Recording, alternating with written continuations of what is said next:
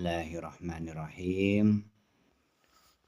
Assalamualaikum warahmatullahi wabarakatuh.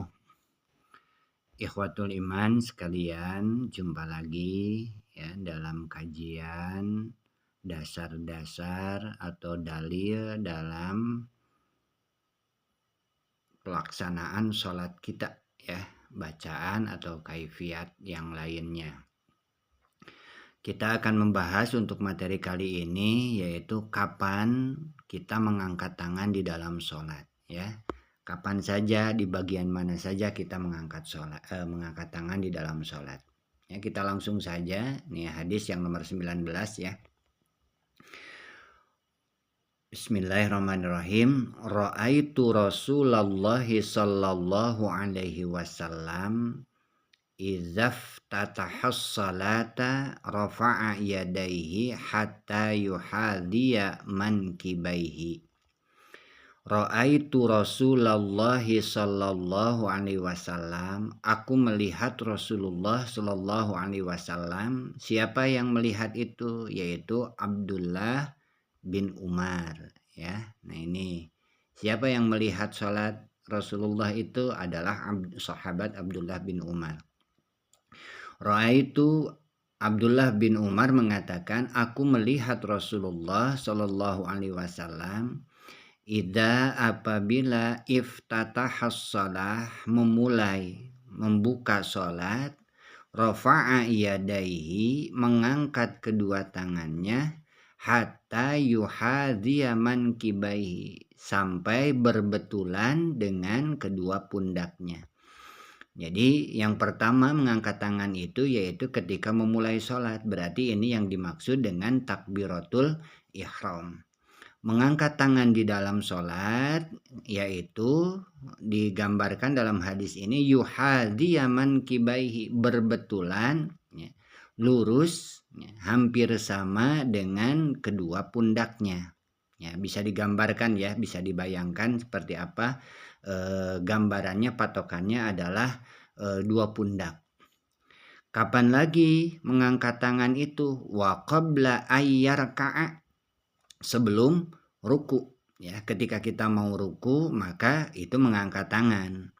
Allahu Akbar, kemudian ruku itu juga dengan mengangkat tangan. Kemudian yang ketiga, wa idza rafa'a minar ruku, kemudian apabila mengangkat atau bangkit dari ruku, yaitu ketika mengucapkan sami'allahu liman hamidah, itu juga mengangkat tangan. Wala yarfa'uhuma bainas sajdataini, tetapi beliau tidak mengangkat kedua tangannya bainas sajdataini, di antara dua sujud. Jadi di sini mengangkat tangannya itu kalau di dalam sujud tidak ada mengangkat tangan ya. Hadis ini diriwayatkan dari Abdullah bin Umar, dari Abdullah bin Umar yang kemudian diketengahkan oleh Imam Muslim di dalam kitab Sahih Muslim. Kedudukan hadisnya adalah sahih. Ini juga akhrajahul Bukhari, diketengahkan pula, dikeluarkan oleh Imam Bukhari. Dalam hadis lain ini dijelaskan anna Rasulullah sallallahu alaihi wasallam, sesungguhnya Rasulullah sallallahu alaihi wasallam kana yarfa'u yadaihi, adalah mengangkat kedua tangannya, khadman kibaihi, berbetulan dengan pundaknya.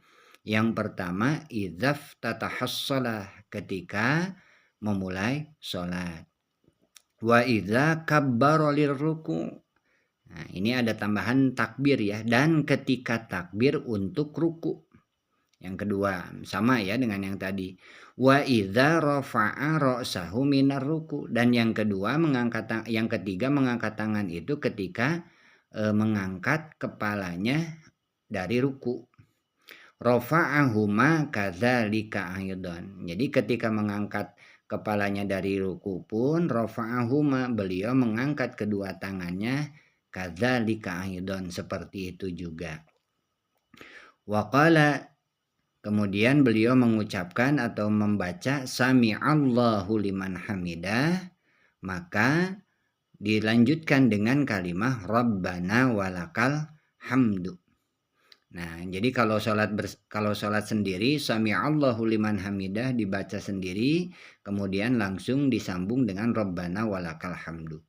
Kalau sholat berjamaah sami'allahu liman hamidah dibacakan oleh imam dan makmum langsung menjawab Rabbana walakal hamdu.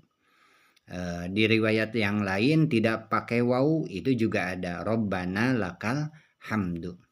Ada juga yang panjangnya Rabbana lakal hamdu mil'us samawati wa mil'ul ardi wa mil'u ma syi'ta min syai'im ba'.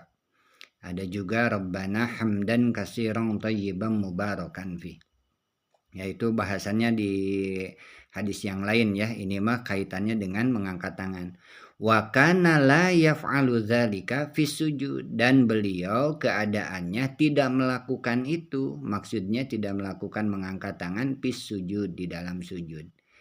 Nah, ini adalah dalil keterangan kapan saja kita mengangkat tangan di dalam sholat. Yaitu yang pertama ketika takbir, yang kedua takbiratul ihram ya, kemudian sebelum ruku, dan kemudian ketika bangkit dari ruku. Itu salah satu hadisnya ya, nanti kita ketengahkan hadis yang lain. Mudah-mudahan ini menjadi khazanah, menambah ilmu buat kita semua, menguatkan kita lebih yakin dalam menjalankan ibadah kepada Allah Subhanahu wa taala. Itu saja untuk bahasan kali ini. Billahi fissabil haq. Wassalamualaikum.